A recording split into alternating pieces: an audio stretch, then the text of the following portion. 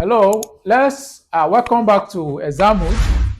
We are still on fraction, mathematical problems in primary 5. So let's solve this simple question.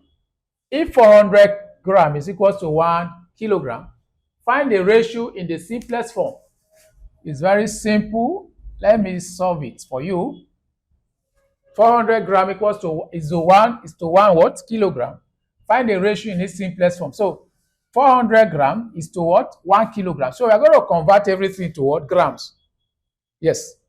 400 gram is to what? 1 kilogram is the same as 1,000 what? Grams.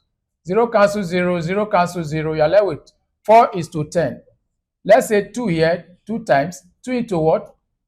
10 is 5 times. So your ratio in this simplest form is 2 is to 5. It's very straightforward. So this is the final answer. This is Examhood. We'll see you in our next video.